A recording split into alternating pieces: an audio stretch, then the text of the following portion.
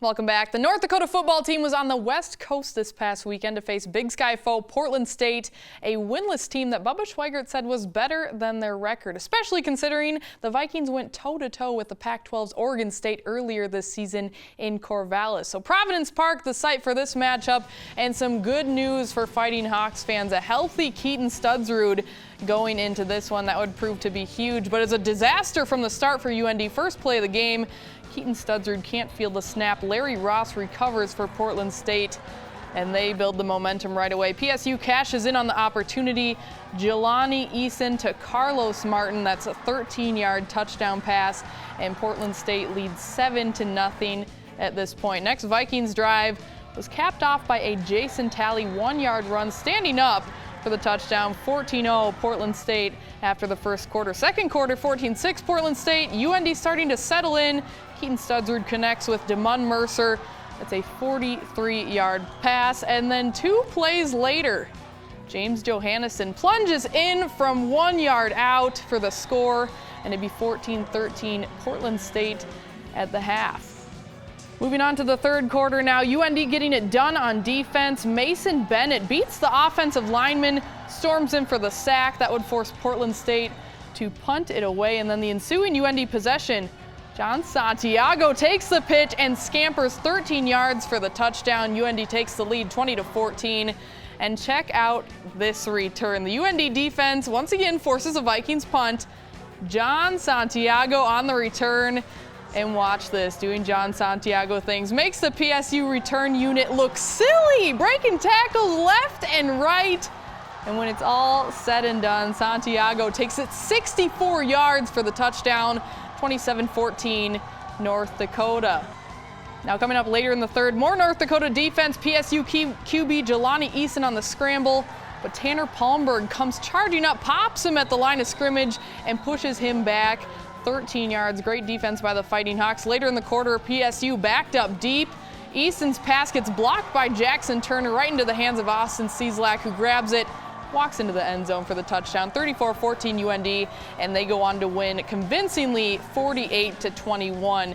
35 second half points for UND, 21 of those coming in the third quarter. Keaton Studsrud not missing a beat in the box score, 16 of 24 for 183 yards. Fairly balanced running game for the Fighting Hawks as well. Brady Oliveira 55 yards and a touchdown on 15 carries. Santiago 36 yards and a score off 9 carries. North Dakota improves to 3-6 on the year, 2-4 in Big Sky play, while Portland State remains winless at 0-8. North Dakota State. I think in the first quarter we started out really sluggish. I gave up a wheel for a touchdown, and that was unfortunate. And then we gave up another one the next drive, another touchdown the next drive.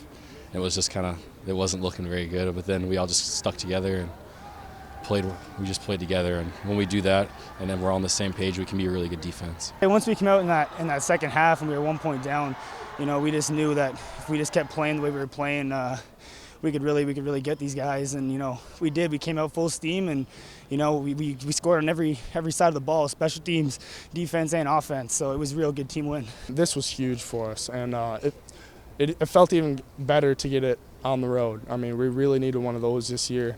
And Coach Bubba has always been instilling in us we need to sing that fight song in another person's locker room, so it felt good to do it tonight. North Dakota State hosted Northern Iowa on Saturday in the 51st meeting all-time between the two programs. And it would be a struggle for both offenses to move the ball in the first half. After an Easton Stick interception, UNI would jump on top. Eli Dunn finding Darice Fountain in the back of the end zone, 8 yards for the touchdown. But late in the first half, the NDSU defense comes up with a big play. Dunn's pass across the middle, that's Robbie Grimsley with the pick, takes it 26 yards for the touchdown, tied at 7 and going into halftime. Third quarter, Bison on their opening possession right down the field. Ty Brooks scoots in from the outside and taking it in from 22 yards out, capping off a 75-play drive for a 14-7 lead. Bison defense continued to harass Dunn, who was under constant pressure all game. Nick DeLuca forcing the fumble. Levi Jordan falls on it for NDSU, and that sets up a field goal attempt for Cam Peterson, who had 2 attempts blocked in the first half. This one was good from 31 yards out. Now early in the fourth quarter, NDSU scores again. Stick floats it to the back of the end zone zone. That's R.J. Erdzandowski. Great catch, his 7th touchdown of the season, 23-7 lead for the Bison. Dunn was sacked 6 times total and fumbled 3 times. Derek Tuska forced that one. Jordheim with his 3rd recovery of the day. The Bison salted away. 2 plays later, Bruce Anderson bowls his way into the end zone. NDSU remains undefeated, a 30-14 victory. Anderson was able to grind out 78 yards rushing. Easton Stick was just 8 of 23 passing for 136 yards, a touchdown, and 2 interceptions. But the story was the NDSU defense that held UNI to just 48 yards rushing and forced 5 turnovers in the game. Our defensive line up front pressured the guy all day long. They couldn't get an established run game going because our defensive line was trying to make them one-dimensional. Our linebackers were flying around.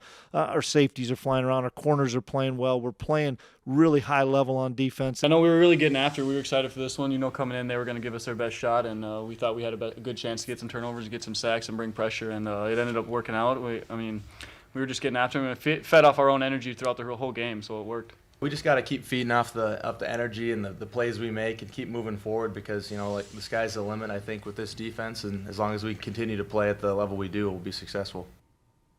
Now, since it is Dakota Marker Week, that's the theme of our trivia question for today. So we want to know, when was the first year that the Dakota Marker Trophy was given to the winner of the NDSU-SDSU football game? The year might actually surprise you, but put some thought into it, and we'll have that answer for you at the end of the show. But coming up next, our expert panel chimes in to discuss all the Saturday storylines you need to know. That's coming up on Midco Sports tonight.